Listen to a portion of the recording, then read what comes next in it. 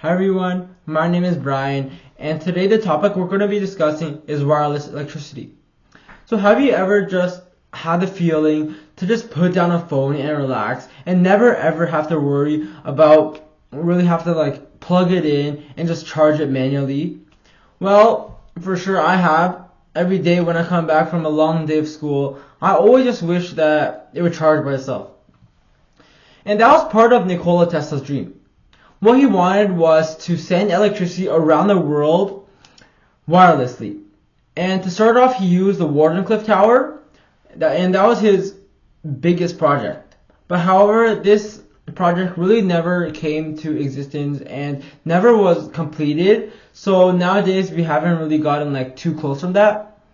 But however, right now, what I built today is a small wireless electricity transfer that sort of works by transmitting electricity from one coil with a current and a circuit to another one which is not attached to any sort of current. So here is a wireless electricity transfer system that I built. Of course, as you can see, not all of these parts are the most professional, but they're substitutes for some of the parts that I'll be describing and showing you on the screen later. To start off, we have the battery. These two are also batteries because my voltage was not enough, but typically you would only require one. And what the battery does is it's basically what powers the circuit. It's like the powerhouse. And next we have the copper wire, and what the copper wire does is that it conducts wireless electricity throughout the circuit. And these two coils are tuned to the same amount so that it can magnify the amount of current that gets transmitted, which I'll explain more into detail later. And these blue pieces are also copper wire, but they're just a little different in appearance. And then we have this MPN transistor. This if you want to buy it, it's the 2N222A transistor, and it's a type of bipolar junction transistor or BJT, which is used to amplify or switch electric signals. There are two types of BJTs. There's MPN and PNP, depending on the polarity of the junction. And there are three main components: the base, which is a control terminal, and a small current is applied to the base, regulates the larger current flowing from the collector to the emitter. The collector is the larger electrical supply while the emitter emits the energy.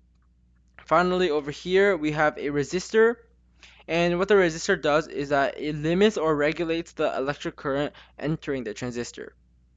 So now that we've gone over the basics and the functions for each part, now I'm going to be doing a small demonstration of this wireless electricity transfer system. So just before that, I'm going to explain that this right over here is the primary coil, and if I connect the circuit, it will be the only current as of now that will have a current and a voltage. And then this over here is our secondary coil, the one with the light, which does not have a current nor does it have a voltage right now. But however, now let's test it. I'm going to connect the circuit.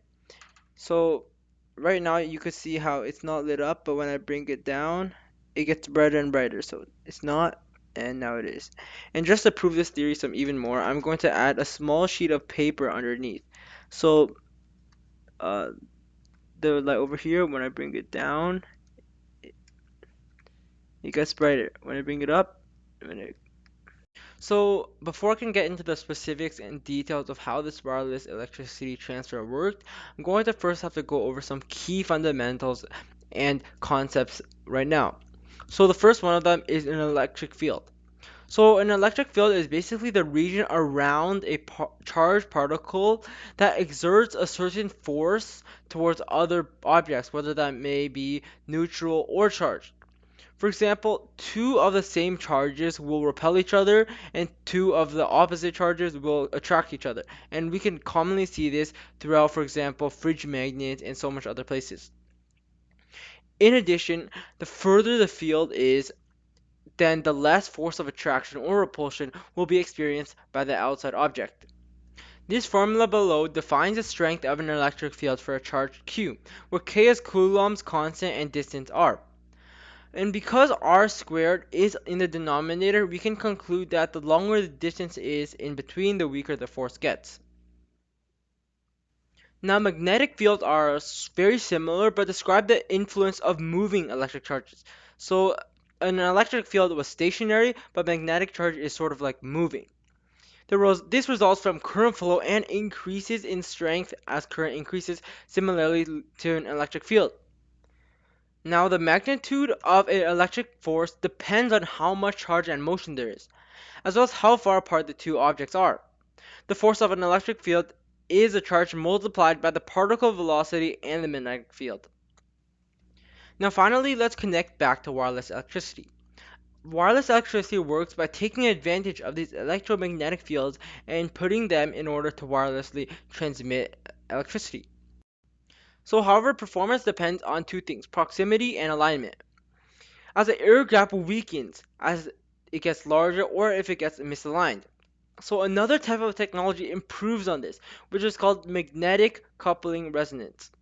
And it takes a similar approach with inductive wireless transmission, but instead of just having them in proximity and having the field of the primary coil expand in all directions, this time, since the two coils are going to be wrapped in the same amount of loops, when the first field oscillates, it will sort of induce a current in the second coil with the same amount of coils, even if it is farther or not aligned. In conclusion, through more research and development on this technology, it is evident that this can go up to global scale. However, right now, the biggest improvement that we have is sort of a wireless transmitter on the ceiling of, for example, a room and transmitting wireless charging towards devices on the tables, on the floor, or in a room. But however, with continued research and development, it is very, very likely that we will soon, in the next couple of years, will see wireless electricity transfer around the world. Thank you for listening, and I hope you enjoyed.